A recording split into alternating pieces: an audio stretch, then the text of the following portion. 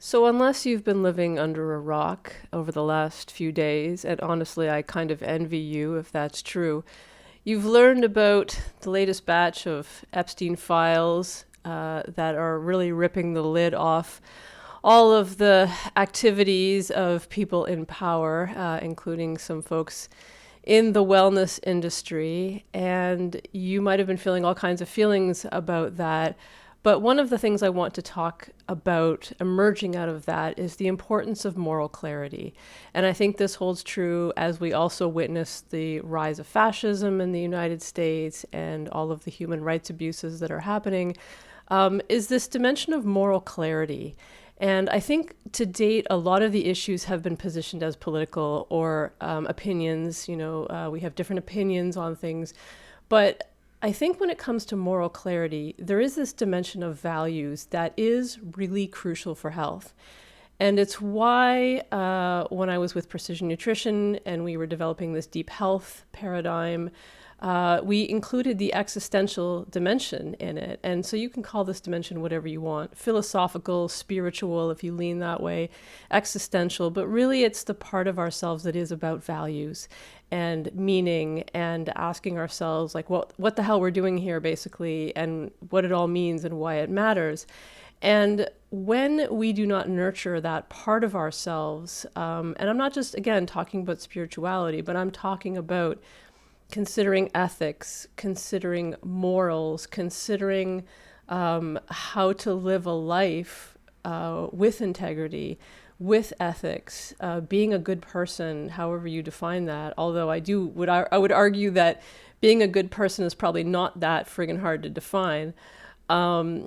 When that dimension is not well nurtured, or you are aware that it's missing, or you are aware that it's missing in other people, that's when we start to kind of go in spirals and we go in circles and we're like, I don't know what I'm doing. And that's a lot of the time why a lot of health projects don't work, because it's like, okay, I got the supplement, I did the workout, I ate the superfood, I don't feel any better. A lot of it is because we haven't addressed the existential dimension of values and meaning that is bringing you, towards this project in the first place.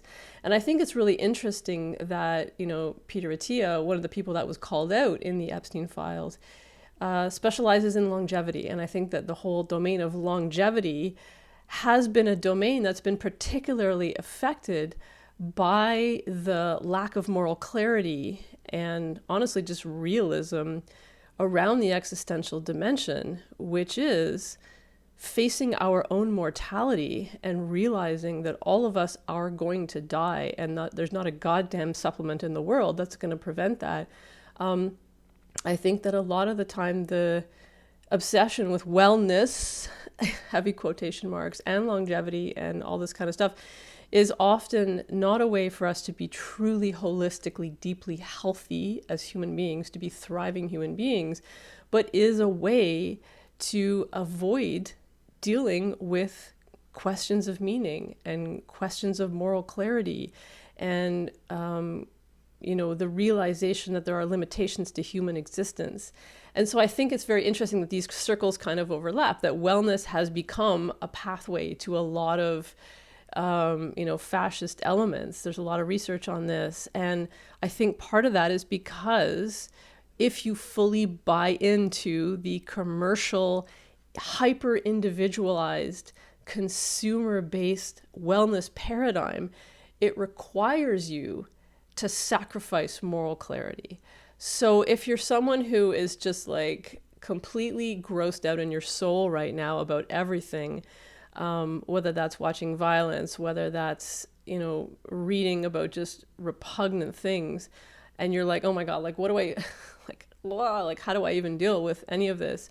I would say that one step that you can take within your circle of your sphere of control is to think about your own values and do some critical self-interrogation and ask yourself, am I operating deeply with a moral compass? How am I operating within my community? So not just as an individual and things that I buy and things that I consume, but like, how am I participating in the public good.